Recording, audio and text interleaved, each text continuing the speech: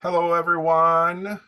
We're coming round the home base, right? Whatever the metaphor is. My brain is not here. Thank you so much for everyone that has stayed the distance. We are going to close Generation Analog 2025 with the inaugural AGS presidential lecture. Something I hope we get to continue. And our first presidential lecture will be given by none other than Dr. Aaron Trammell, who is an associate professor of informatics at UC Irvine. Full now. Full now. Okay, sorry. Update. That's right. I forgot. Full professor of informatics at UC Irvine, former editor in chief, well, eternally editor in chief of Analog Game Studies. You can't ever leave the family. He is the author of Repairing Play, a Black Phenomenology from MIT Press, and The Privilege of Play, a History of Hobby Games, Race, and Geek Culture from NYU Press. Aaron's research is focused on revealing historical connections between games, play, and the US military industrial complex. He is interested in how political and social ideology is integrated in the practice of game design and how these perspectives are negotiated within the imagination of players. In addition to his work at AGS, he is also the multimedia editor of Sounding Out, and I will turn the floor over to Aaron. Welcome. Let me get some slides. Can you give me the sharing You option? should have it. I need whatever we did last time because it gives me the share. Oh, got it. And that's there we go. Look good. Hey everybody. All right, so you can all see me, see the slides. Are we good? Yes. All right. Yeah, so I'm Aaron. This talk's called Not Dead, Still Punk, 10 Years of Analog Game Studies. It's kind of the B-side to it. And we're gonna do some listening as well as some talking. So I'm gonna play a lot of songs because I think they help to situate things. I do want to say at the outset of this, first, thanks to the Analog Game Studies team and Game and Lab for making this happen. Thanks especially to Ed for doing what I know is an insanely hard job as editor-in-chief and doing it far better than I could. Yeah, just really grateful to have you in this role, Ed, and I think the AGS love will follow you always. And then, yeah, this was an amazing day. I think all the talks that we had today really got me thinking about how punk is something maybe we've lost sight of this last decade or so. And actually, maybe there's something important to it, especially, and I'll get to this at the end of the talk, but I think there's something happening around punk and masculinities that we've kind of lost touch with, which might actually be important to bringing some folks from the manosphere back into the universe that we all live in, instead of trying to basically shit on over everything. Anyways, that said, I promised you music, so let's jump into it. Here's your first song, X-Ray Specs Identity.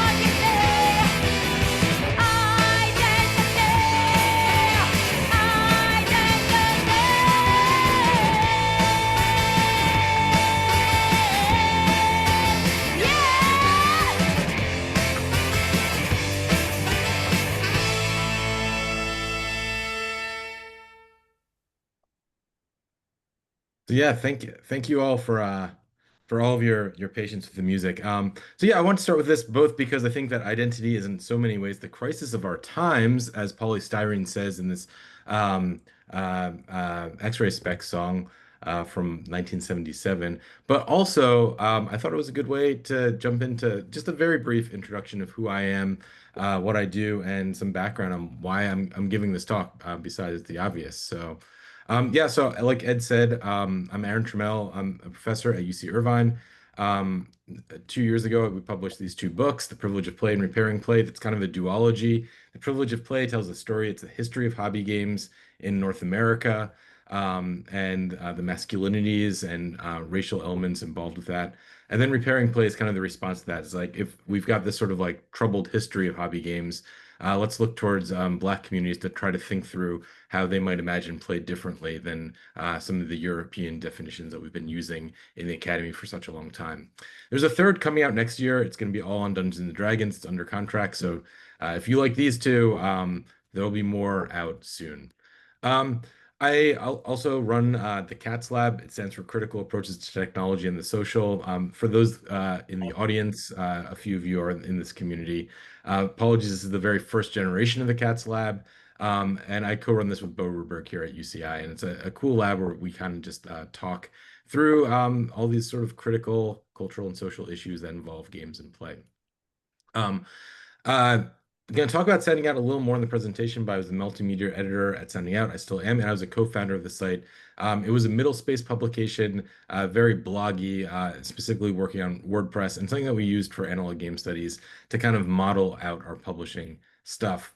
And analog game studies, you're all here, so you know what this is.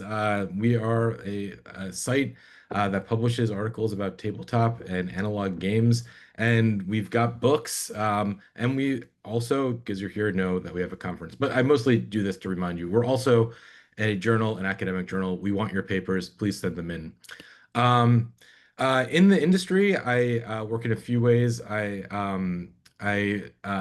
direct the Daddy Jones Award Emerging Designer Program, which is a program that helps people who don't have access or traditional access to the tabletop industry have an opportunity to show their games off and get some feedback from kind of industry elites on their games. And I also consult for Gen Con on DEI questions. We talk about how to make the con more inclusive. So I kind of do a lot of work trying to give back to the community in the industry in this regard. Um, I'm also an editor for a series of books through the University of Michigan Press called Tabletop Gaming.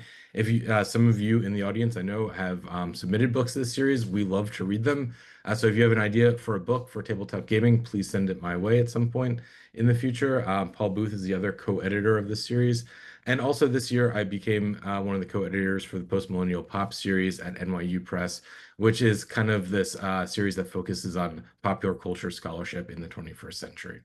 So that's me. But before I did all this sort of academic stuff, I basically cut my teeth in punk communities. This is an old picture of me when I had hair, playing guitar in a show with a bunch of friends. So this is kind of the scene I came from, the New Brunswick, New Jersey basement scene, and a lot of my great memories and learning about what punk was came from friends and this community that kind of showed me the way and showed me how it was done. And so. I wanted to put this here because I thought it was important to kind of situate this talk as not just to talk about ideas I have about punk, but ideas that really come through conversations that have been uh, mostly me making mistakes and faux pas in the community and friends politely coming in and saying, like, hey, Aaron, have you thought about it in this way? So, anyways, I also just love this picture for the nostalgia value of it. So, me as a young punk with a lot of hair playing guitar. Um, so, let's start the talk. A few months before I was born, uh, perhaps in response to the crass song Punk is Dead, the Scottish punk band The Exploited released an album titled Punk's Not Dead.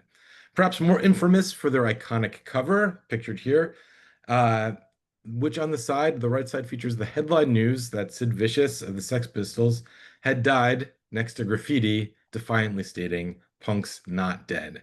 The slogan in the iconography of the shot encapsulated the sentiment. Punk as a movement is greater than any singular rock star, band, or album. The song itself was a fuck you to any who might say otherwise. Punk is for the people, The people. Simple as that. So again, I said we're going to do some listening, so here we go.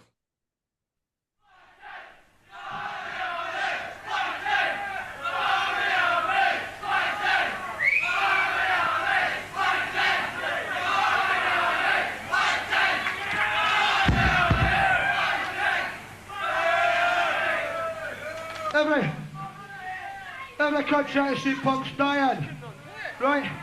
Read it in the papers, and all the stupid cunts. This one's called Punk's Not Dead. Punk's Not Dead!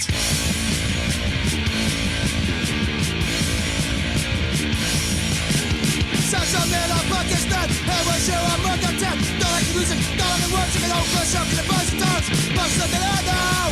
Punk's Not Dead now. Punk's Not Dead now. Punk's Not Dead now. Stop.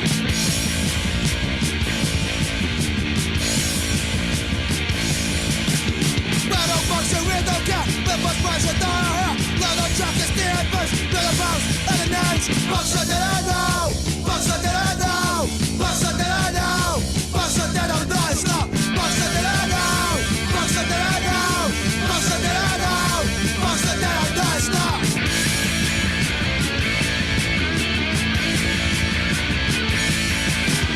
And the girls in the head of the law. And the fear that they are not. Now they're yelling to walk around. Don't let bitches to the ground. Punk's Not Dead now. Punk's Not Dead now. Punk's Not Dead now. Punk's Not Dead now. Stop. Punk's Not Dead now. Punk's Not Dead now. Punk's Not Dead now. Punk's Not Dead now. Stop.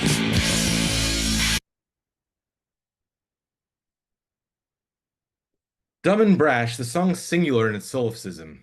Punk's not dead because the singer, Waddy Buchan, says it's not. He says it's not because he knows. It's that simple. Anyone who says otherwise, to quote the song, is simply a turd. The iconography, style, and aesthetic of the song would persist in punk's many afterlives, the grunge wave of the 90s, the pop punk revival that followed, and the many, many hardcore movements that exist all around. I knew the song from a mixtape a friend gave me when I was a teenager full of badly dubbed punk's classics. The mix was titled Smiley's Punk Mix. I don't know who Smiley was, but I thought it was cool that a bunch of older and possibly homeless kids with mohawks would share the secrets of their culture with me. Felt like I was getting to peek in on the special world. And even though I would probably find the album borderline unlistenable today, I tell you now with an absolutely straight face that I've never heard anything more authentic in my life. If you don't agree, you can piss right off.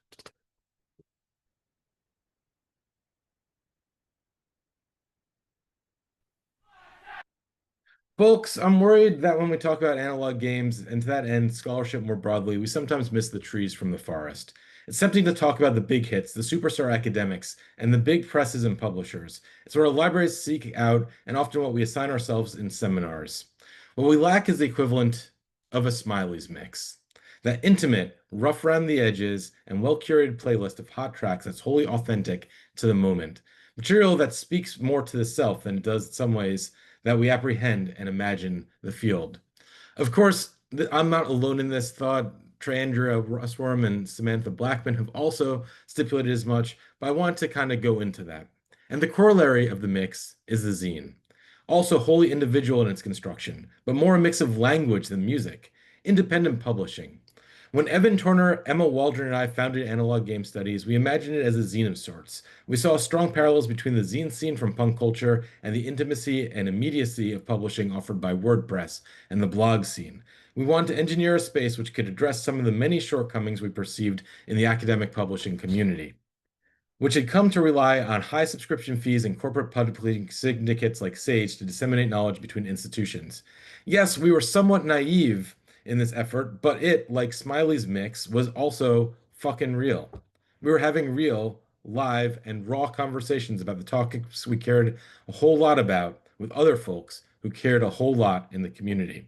And we weren't alone either. We borrowed and updated the Analog Game Studies format from Sounding Out, Sound Studies blog I helped found. We're also very inspired and impressed by the DIY energy coming from the Nordic LARP scene, which published a series of conference proceedings from their New to Punk conference in their amazingly comprehensive Nordic LARP wiki. The exciting conversations in the academy, in other words, were happening deep underground in scenes far away from the limelight.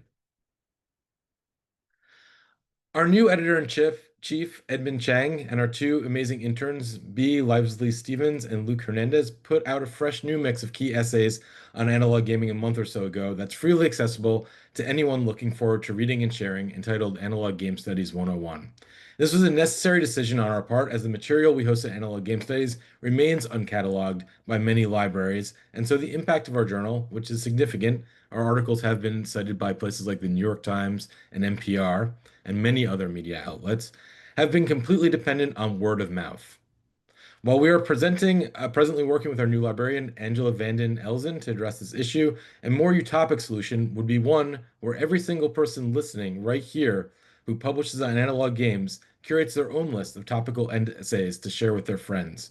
Just like how Smiley's Mix set me up for a lifetime of intimate listening with punk songs, by sharing our favorites with others, we all work together to produce a diverse and exciting landscape of, dare I say, very punk knowledge building within the analog games community. How cool is that? These pages are sticking together. Sorry, I scripted this all out. So why punk? So far, I've focused on analog game studies, and perhaps analog games as a design broadly are themselves very punk, but I haven't really gotten into the ethics of the discussion. Why now, in 2025, should any of us care about whether or not we are doing the most punk thing in gaming at the moment? Now, I have a few answers to that question. At last year's Generation Analog, we had an amazing conversation about the term grimdark on the Discord. It was fascinating to think through how completely 90s game design seemed to be pursuing ever darker vibes. Mikhail Sebag spoke a little of this today in his World of Darkness talk, but this was really poppin' last year.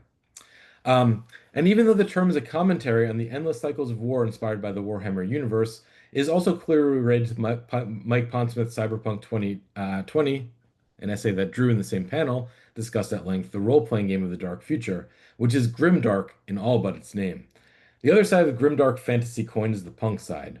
Punk's not dead. It's just taken a few surnames on. Cyberpunk, Steampunk, Solarpunk, and even more. Each and every one of these surnames correlates with a massive wave of design theming as well. Shouldn't we as academics take an intellectual interest in this proliferation? Sadly, these are necessary fictions. They speak truths about the precarity of global capitalism and unregulated corporate futures. They do more than imagine alternative and utopic dystopic societies that we might consider living within. They are themselves black mirrors on the world we live in right now. They are our greatest dreams and our greatest anxieties come to life. So for some, it might seem like a contradiction, as bands like Blink-182 and Green Day branded punk as the provenance of bratty suburban kids about half a lifetime ago. But for those who don't know, punk grew quickly past the sensational novelty of bands like the Sex Pistols, whose final show in the 70s was a single brazen cover of Iggy Pop's No Fun, followed by the apropos line, "Ever get the feeling you've been cheated?" into something more thoughtful, and might I say deliberative. In the UK, bands like The Exploited, Sham 69, and Coxbar were singing songs about working class solidarity and class warfare. In the US, hardcore bands like the Minutemen were jamming Economo and declaring our band could be your life, alongside others like Black Flag and Bad Brains, promoting a DIY publishing and touring apparatus. You don't need to be rich to say something important. You don't even really need to know how to play your instrument that well. What matters more for this moment is that you have something to say and that you say it. Of course, today, punk discourse continues to embrace these themes. Far from the authority stance of the Sex Pistols, punk is about understanding social change. It's about activism. It's about community. It's about identity. It's, well, in the words of Jonathan Richman, one of the best things we got. We'll go into him a little more, but let's listen to the Minutemen for a minute now. 2 minutes.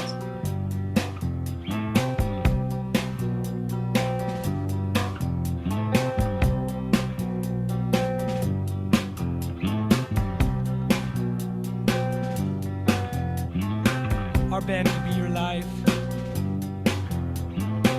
Real names be proved. Me and Mike Watt, we played for years. Punk rock changed our lives.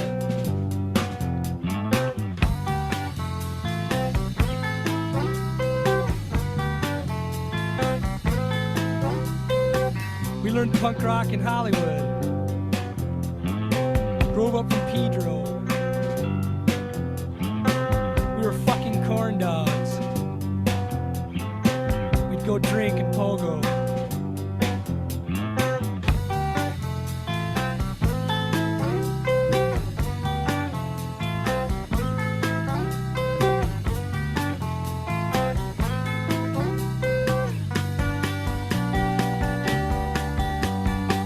Mr. Narrator,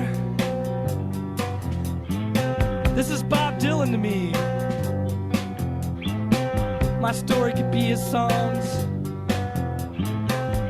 I'm his soldier child.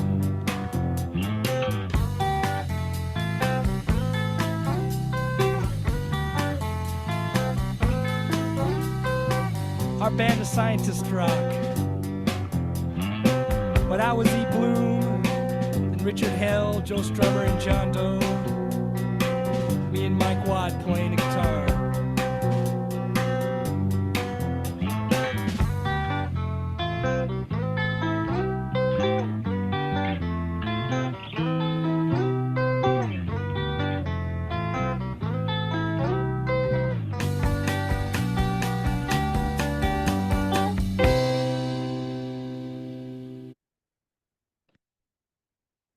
In the Academy too, punk has been incredibly influential. Doesn't get said enough, but my favorite essay by queer theorist Jose Munoz is called Gimme Gimme This, Gimme Gimme That. It's about the found family he had in the early LA punk scenes following the germs. It ends beautifully with him describing the burn, a kind of scarification that members of the scene would give to each other. He imagines meeting someone decades later in a supermarket and seeing the burn on them too, and realizing how profound the community had acquired in his youth was. For Munoz, from Munoz, understanding punk was crucial to understanding queer. The two inform one another. Queer is punk. One need look no further than the local punk scene to find community with the same freaks and weirdos who also, to use Munoz's language, disidentify with what the mainstream has to offer. For Munoz, this is an important concept. One doesn't identify with a thing. Instead, they disidentify with the thing. They find their identity by saying, well, I'm not that. I'm not the mainstream, so therefore I must be punk. I'm not straight, so therefore I must be queer, would be Munoz's theorization there. Beyond Munoz, though, there is, of course, Dick Hebday's, shown on the right's, subculture, the meaning of style, that reads punk broadly as an aesthetic genre, namely through fashion, which is an aside. The book, as an aside, ends with what I feel like is like one of the most singularly beautiful lines in academic writing. He says that we, the interesting straights, threaten to kill with kindness the very forms we seek to hallucinate through our research. I thought it was an amazing punk end to probably one of the best books on the topic of punk ever. And then finally, colleagues of mine like Marlene Rios, who founded the quasi-academic PunkCon, have written in depth about the politics of Chicana punk culture and the complexities of identity with it, what it means to be punk from different identities, how this isn't just a phenomenon that's about white men. So Marlene is doing some really amazing work in that regard, and I really wanted to make sure that I give her a shout out too with some of the other folks that I think are great. So given the fact that so many analog games are punk-likes, creations that slap the term punk on the end of their title, so many amazing designers like Avery Alder, Jay Dragon, and even Friedman Freeze, who we often forget, originally published a very gnarly game called Landlord. He's famous in the board game publishing community for a game called Power Grid and a few other green-themed games. But the first one is this critique of landlords called Landlord. Were very obviously inspired the punk aesthetics in their design. That the analog game community was historically built on an infrastructure of fanzines that offered a latitude of individual expression rivaled only by the fanzines of the 90s in the punk scene, and that even the top academic journals in the field, Game Studies, for instance, seem less interested in affiliating with a publishing conglomerate like Sage and more interested in publishing on their own in a very DIY manner. I think we really must ask ourselves why we don't talk about punk more in the tabletop games world or in the analog game studies universe. My answer to this is that it gets a bad rap. People think about it as Blink-182 and a bunch of misogynist songs. They think about it as another theme to sell a game with. They miss the heart and the soul within the term. They miss out on how punk affords us a way to see analog games as more than just games, It allows us to see them as profound moments of community.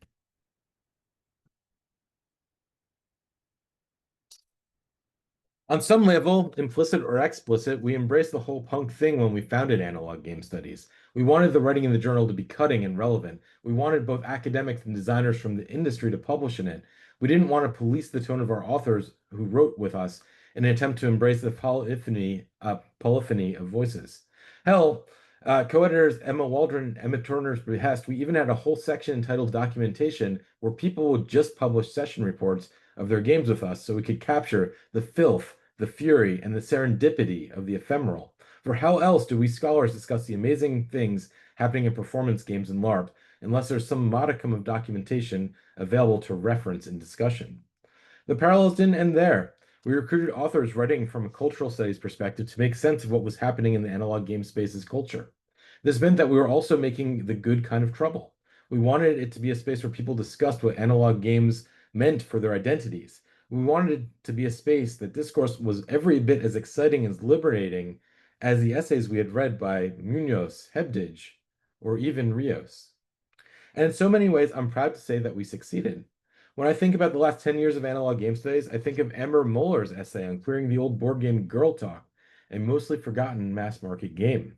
I think of Kat Jones's amazing interview with visionary RPG designer Julia Bond Ellingbo, who authored the game Steal Away Jordan, where you play a slave working on a plantation. I consider Elsa Sujin Henry's writing about disability in game design. I think about Elizabeth Lapence's notes on what it means to do game design from an indigenous perspective. I think about Sam Tobin's writing about the things we discuss on top of cocktail cabinets in bars and arcades, showing us a pathway into the worlds around games.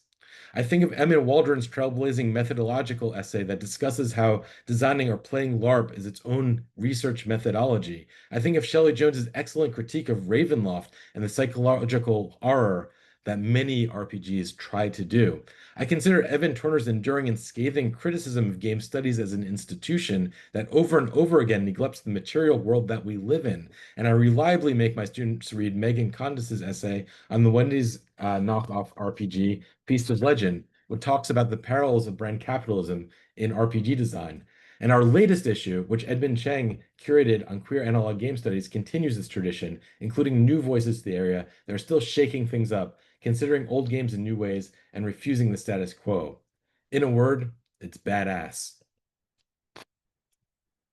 A lot of ink has been spilled on this in different venues, but it's also worth saying now here too that at Analog Game Studies, we are copyleft. And what could be more punk than that? We believe that our authors should have ownership of their writing, and we believe that people shouldn't have to pay to read this writing. Drawing on a history of copyleft thinking that grew up with the internet, we used to do everything in our power to keep the information that we put out at Analog Game Studies free. It's fundamental to this endeavor of knowledge production that is not driven by profit incentives, and so the very infrastructure of Analog Game Studies aligns with movements like Creative Commons. And many of you know, in tabletop gaming, specifically Dungeons and Dragons, has its own idiosyncratic relationship with copyleft ideals. And though I cannot pretend to know where the politics of those of you listening lie, I can think I safely assume that most of you listening probably think that WotC made a bad decision trying to end the open game license that people were using to publish D&D likes under. I'm proud that Analog Game Studies is stood firmly on the right side of history in this conversation as well. Back to nostalgia. There's a lot of punk in the term analog too. Now is what Mark Andrejevic describes as digital enclosures seek to capture every aspect of our lives and identities.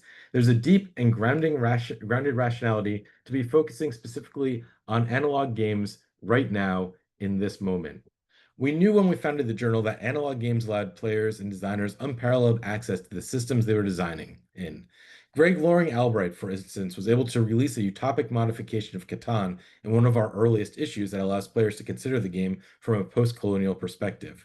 All that was required for this rule set was some ingenuity and something to write with. Digital games are, well, a little more complicated. Modifications to them require knowledge of code as well as of game design. It's far more complicated to tinker with them.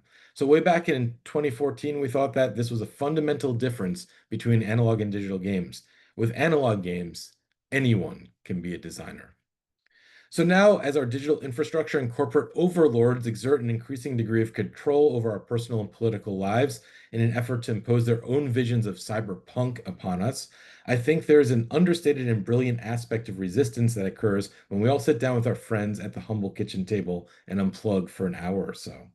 Although there are still fundamentally biased and toxic corners of the analog game studies community, the toxicity here comes nowhere close to the anonymous bile that ferments in anonymous spaces of digital chat appended to games like Fortnite. And I say this having written an entire book on how white supremacy has historically been tied to hobby game design. Where digital technology cuts us apart and then feeds our nightmares back into us in digital technology cuts us apart and then feeds our nightmares back to us in disconnected bits and pieces. The analog continues to be a space where reconciliation is actually imaginable. We get to know people when we sit down with them at a table. We get to understand the nuances of their opinion. If ever there was a salve to the decentralized currents of tribalism that haunt us now in the world today, flesh on flesh, face to face is it. Just as the best parts of punk culture happen in the communities that come together before, after, and around the show itself, things are the same with analog games. It's just an excuse for people to get together in real life. I feel crazy for having to say it, but this is important. And I wanted this picture here, right? It's bodies on bodies, people just being together. That's what the secret sauce of hardcore was. And it's no different than us talking and playing a game at the kitchen table. So I don't know if it's punk or not, so maybe this now fits best into the Aaron's old but not dead category. But I thought I'd end this talk today with some thoughts regarding where I think the field is at the moment and where I hope it will go. In some ways, this is a passing of the torch because I think it's probably wrong in more ways than I count. And it's up to you, the upstarts, the real ones, to complicate and rethink all of this. That's how these talks go, and maybe I'm just not as punk as I think. I'm not going to take my glasses off. To start, one thing that I'd like to see a return to, or even a journal or site specializing in, is documentation. I cannot express how important it is for our understanding of history, culture for stories to be remembered. At the moment, documentation around the many conversations in analog games is decentralized and piecemeal. And although decentralization does have some advantages in terms of its longevity, it also makes research particularly challenging from a historian's perspective. A lot of the history that exists in the world of analog games has been passed down between enthusiasts. Although this isn't bad in and of itself, it has led to a situation where often materials are not housed in archives and are instead sold to the highest bidder. For us to actually understand our own history, many people coming from different places with different perspectives need access to these materials so that the same story can be told through different perspectives. What's more, as I noted earlier, so many of the games we play are lost as soon as they end.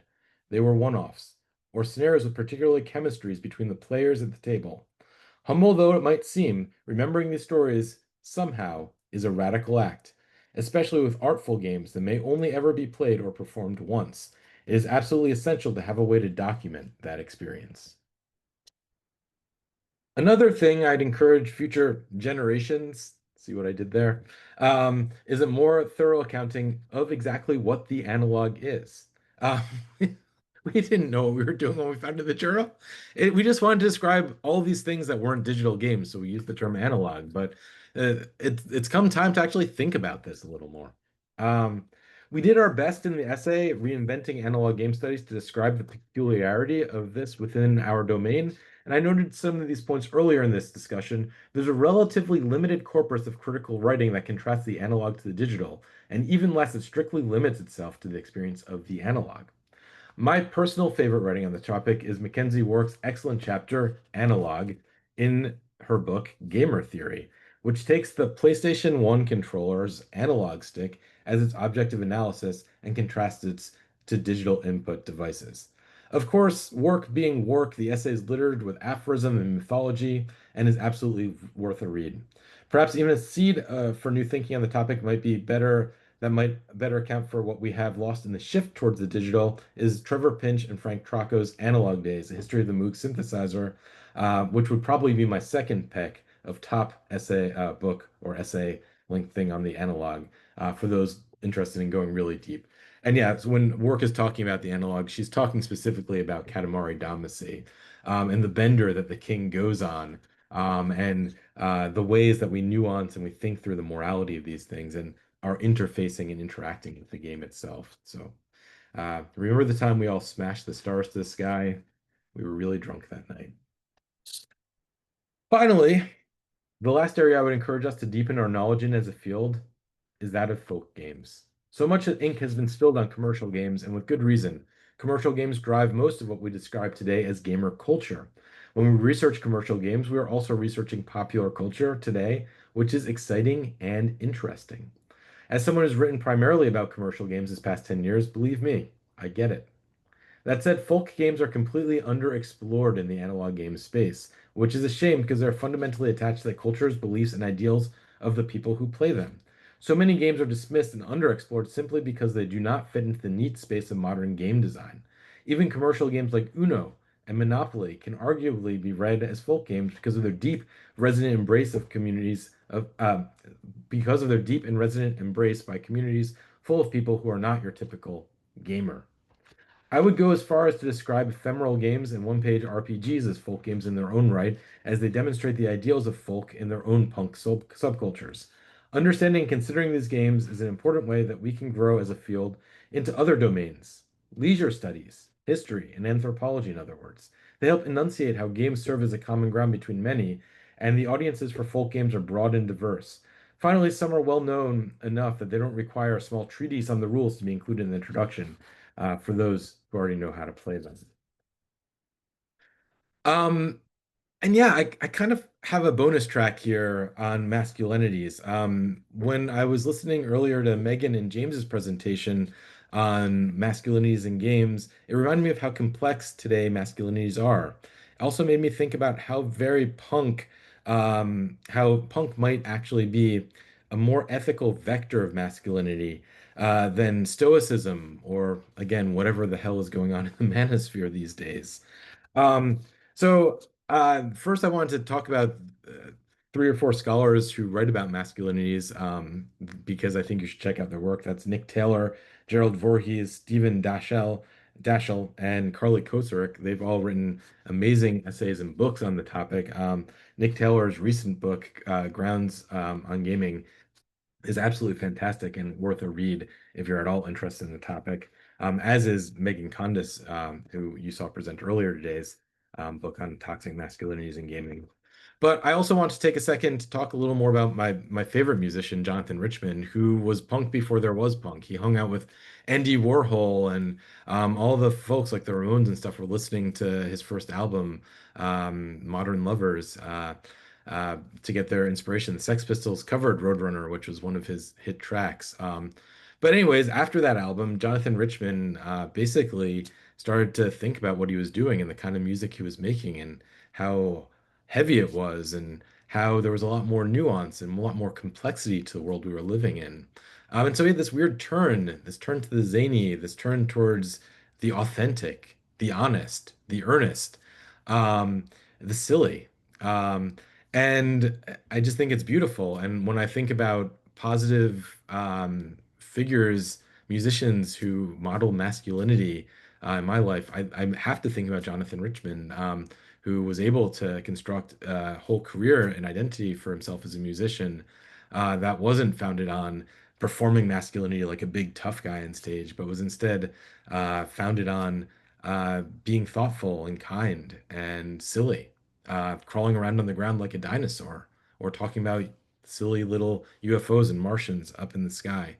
Um, and I think that's important, actually. And so here's a track by Jonathan Richman that I play for my game design classes because I think it teaches us something about winning that we don't often hear when we're talking and thinking about games. Well, I'm gonna tell you if you don't know. Bum, bum, bum, bum, bum, bum, bum, bum, bum, bum, bum. About a great ball player from a long time ago. Bum, bum, bum, bum, bum, bum, bum, bum, bum, bum, bum, bum, bum. Who's a hero to me? I ain't putting you on, son. Cause I'm now gonna tell the story of baseball's great Walter Johnson. And all through baseball, he was loved and respected. Well, bitterness in Walter Johnson? Well, it was never detected. Well, now, when pitchers throw their pitch to scare, boom, boom, boom, boom, boom, boom, boom, boom, boom, boom, boom, boom, boom, they actually try to almost hit that opposing player. Boom, do, do, do, do, do, do, do, do, do. Walter Johnson wouldn't do that, not even just a little. He made sure he threw the baseball right down the middle, and all through baseball, he was loved and respected. Was there bitterness in Walter Johnson? Well, it was never detected. Now, he pitched for the Washington Senators back in about 1924. Now, in 1906. Now look, when the Washington 9 was a-gwine to win, boom, ba boom, ba boom, ba boom, ba boom, ba boom, ba boom, this Walter Johnson would actually ease up a little on the opposition. That's right. Boom, ba boom, ba boom, ba boom, ba boom, ba boom, ba boom. Now the other teammates, they simply didn't get it. They said, Walter, how come you let him hit it? Now Walter just told them with his gentle smile, boys, this game isn't any fun if you don't get a hit once in a while. Now all through baseball, he was loved and respected.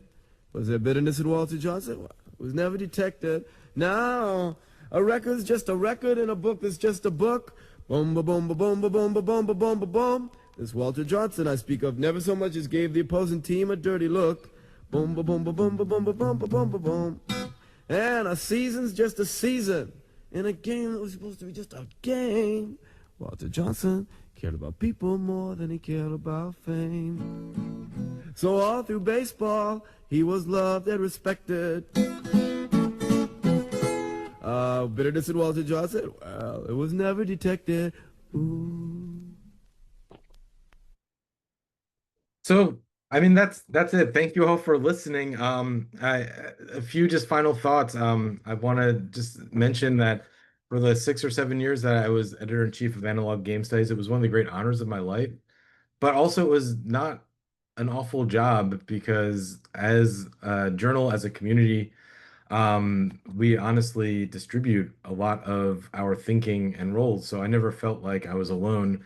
And I felt the whole time that Evan Turner, Shelley Jones, Emma Waldron, now Edmond Chang and Megan Condis, and of course B and Luke and all the other people who have ever interacted with the Analog Game Studies family. I feel like you've all been the thing that pushed it forward. And I was just answering emails and quite badly at that, honestly. It is doing such a better job than I did. So yeah, I look forward to a future with Analog Game Studies that's more organized. I look forward to a future of Analog Game Studies where more of you from the community reach out and say, hey, I was thinking about this. How can I get more involved with the journal? I look forward to a future with Analog Game Studies where we complete a project that we're working on now to get Analog Game Studies into libraries across the country. I think we're going to see some results in the next 6 months there. And I'm just proud of what we did. I can't believe that we have this community of people who come reliably every single year to write about and think about tabletop games in such a deep and sophisticated manner. We are making the world better. We're making each other's worlds better. And I, for one, know that after every single generation analog, I go home talking to people about how energized and excited I was after the whole thing. So that's all on you, not me. So yeah, the world is tough, but by working together, I think we really do make it a better place. And most of all, stay analog. That's it. That's all I got.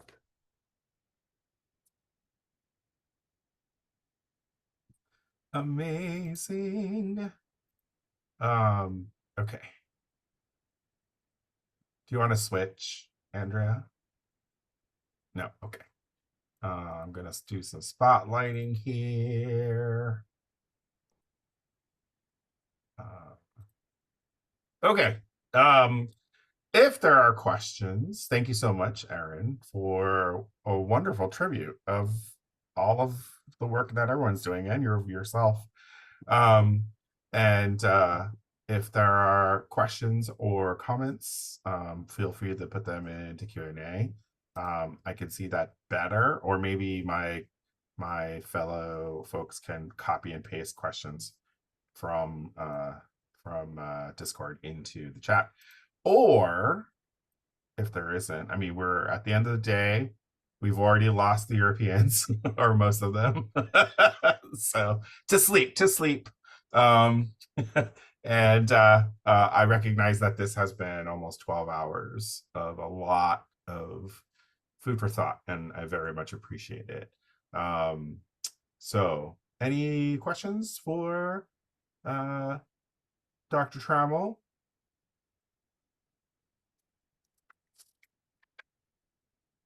Looking at my notes. While folks are typing madly. I guess I just want to, I think one of the things that I've just sort of been pulling through the whole day is that we have this kind of like pop culture. I mean, this is a terrible way of saying it. We have this contemporary definition of punk, right? Or this sort of common sense definition of punk as being one thing, and that has been somehow weirdly divorced from its roots. And not to sound old too, but I think there's something there that a lot of the papers today and a lot of just the conversations in general are kind of yearning or reaching back for, right?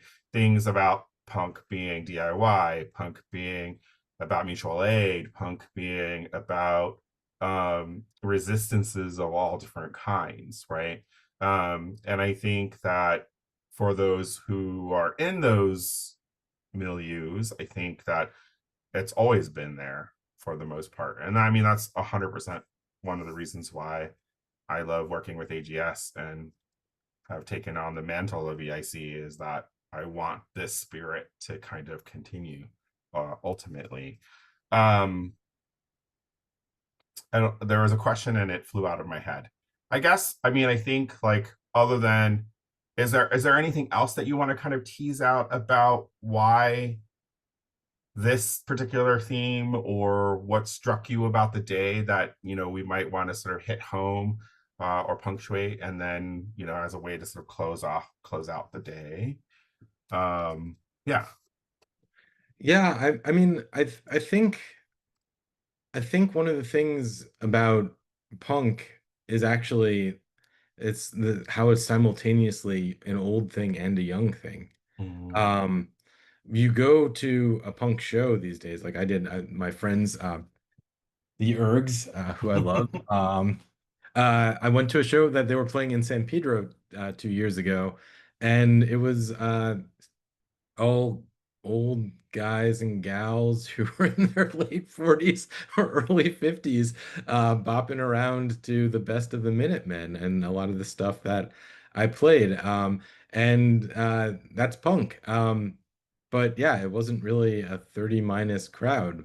But in some barbecue somewhere in some backyard or some basement somewhere, there's an 18-year-old band that's just like putting it together, doing their own thing, and that's punk also. And I think that simultaneity and that intergenerational continuity of like, hey, we're the weirdos, and we're here for each other. We're the geeks. We got picked on. I don't think there's a coincidence that those things are aligned. And so Right. I think that punk has always been part of tabletop games and analog games. I don't, Gary Gygax, it was definitely not a punk, right? Like, but he did think he was like a rocker. He thought he was Right. kind of like a greaser in the 50s because he was of that generation. And the greasers had some really nasty misogynist politics to them, which he carried forward into his game designs. But Right. they also inspired a lot of punks in terms of the way they looked and stuff. And I think the more we can understand this sort of cultural history is one that's like really nuanced, complex, multimodal, moving through, science fiction zines to tabletop games to punk music. I think the more we can actually understand how we're more like one another than we might at first want to admit, and how we might come together to start understanding ourselves and, in some ways, dare I say it, healing, which in this moment I think is more important and profound than ever before. Yeah, I think it's a really fascinating thing to, like, depending on what subculture you're in, if you're being, picked on, bullied, stepped up, whatever, that if it depends on what your response is to that, right? And I think the response to lean into, taking up the levers of patriarchy or misogyny or racism or whatever, as opposed to I guess, quote unquote, the more original kind of like mutual aid, or, I think that tension, I think, is something that's constantly playing out in nerd cultures, much less the world stage, right?